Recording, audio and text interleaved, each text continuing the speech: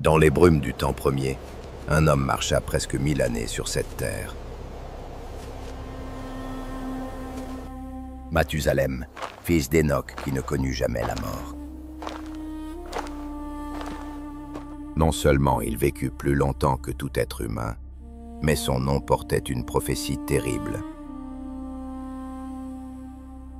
Et si chaque jour de sa vie était un sursis accordé à l'humanité? Car son nom signifiait « Quand il mourra, cela arrivera ». 969 années de grâce divine, suspendues au-dessus d'un monde qui s'enfonçait dans les ténèbres. Quelle vérité cachée Mathusalem emporta-t-il dans sa tombe, juste avant que les eaux ne dévorent la terre? Son père Enoch marchait si près de Dieu qu'il fut enlevé sans goûter la mort. Un matin, Enoch disparut simplement, laissant derrière lui un fils porteur d'un destin. Le 7e depuis Adam avait vu ce qui devait venir. Des milliers d'anges descendraient pour le jugement final de cette première humanité. Enoch avait prêché, averti, supplié les hommes de se repentir. Mais les cœurs étaient devenus pierres et les oreilles sourdes comme le désert. Alors Dieu donna à son fils un nom qui serait une horloge cosmique.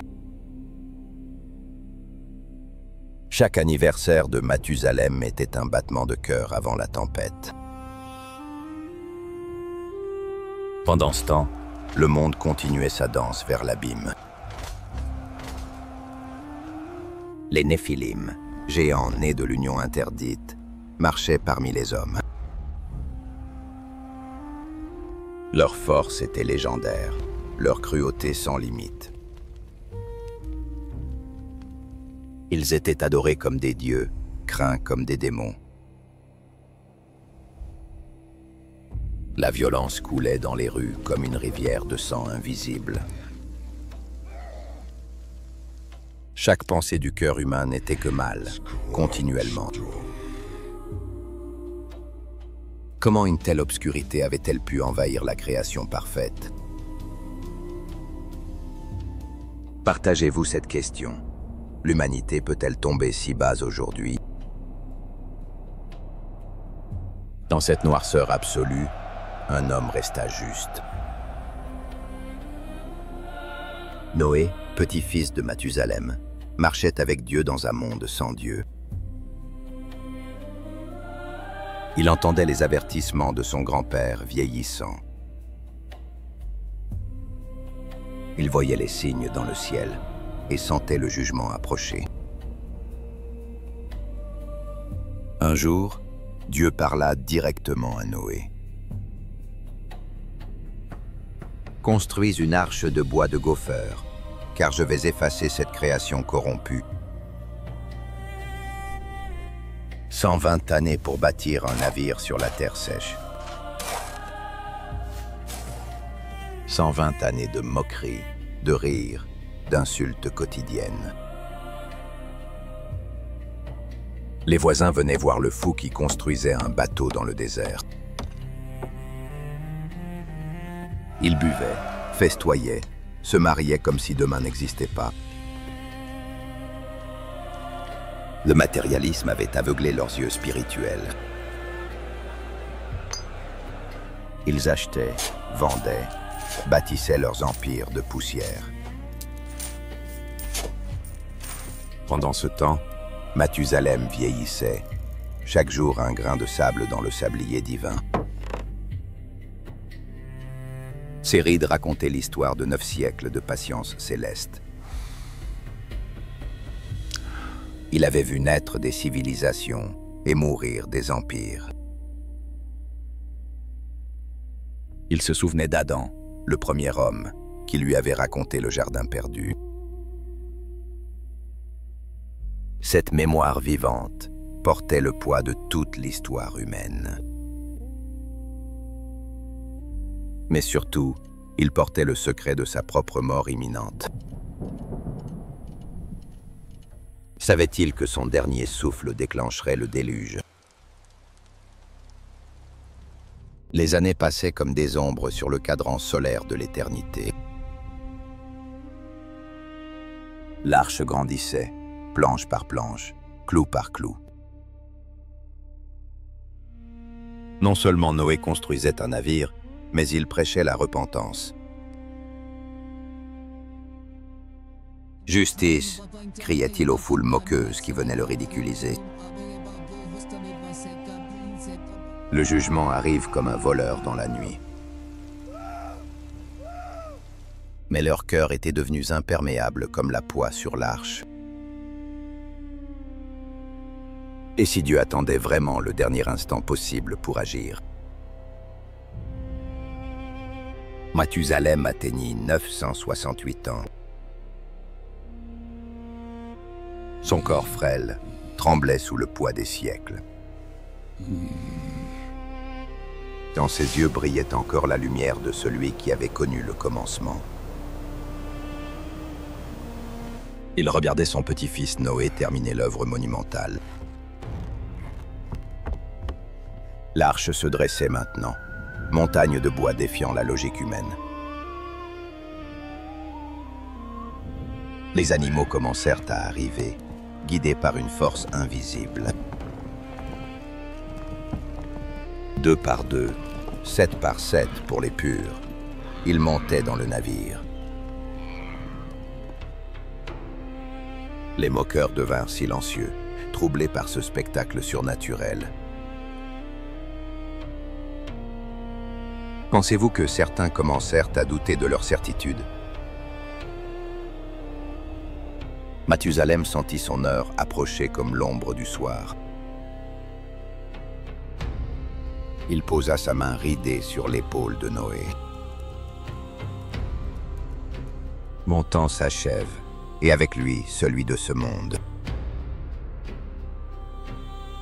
Les larmes coulèrent sur les joues du constructeur de l'arche.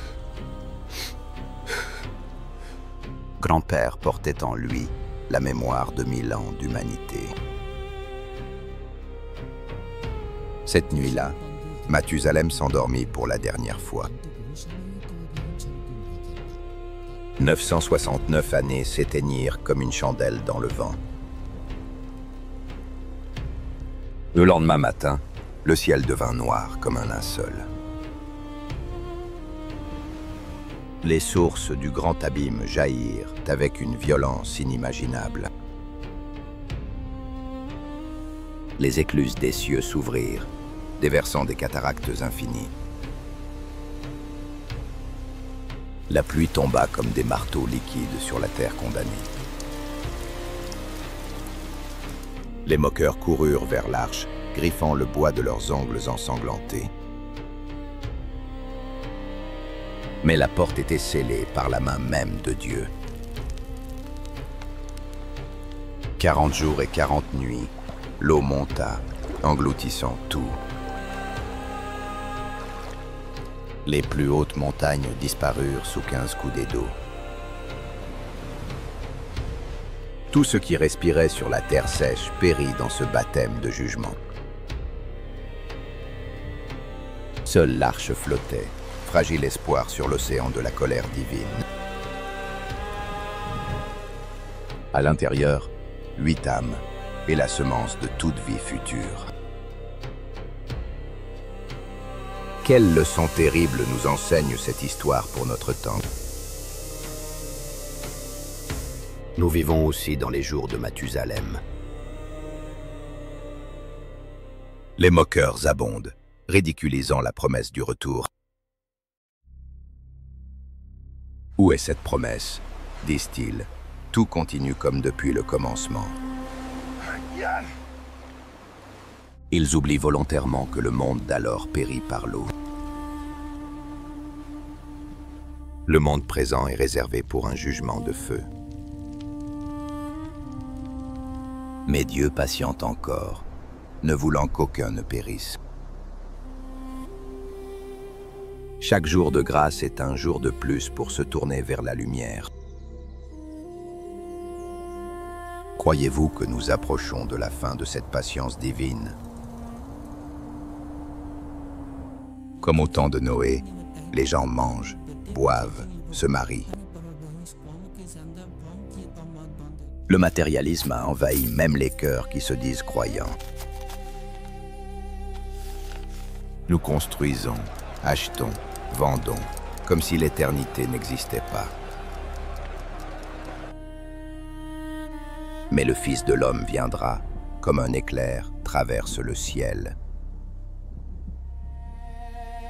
Ce jour-là, deux seront dans un champ, l'un sera pris, l'autre laissé. L'enlèvement de l'Église reste le prochain événement sur l'horloge prophétique. Sommes-nous prêts comme Noé, ou aveugles comme sa génération? La longue vie de Mathusalem témoigne de la patience infinie de Dieu. Mais même la patience divine a une fin. Quand le dernier Mathusalem de notre époque rendra son dernier souffle, les trompettes célestes sonneront et les morts en Christ ressusciteront. Puis nous, les vivants, seront enlevés à leur rencontre dans les airs. Le monde continuera sa course folle, inconscient jusqu'au moment final. Mais pour ceux qui veillent et prient, ce jour sera une délivrance glorieuse. La question demeure, brûlante comme le feu du jugement à venir. Êtes-vous dans l'arche de la foi ?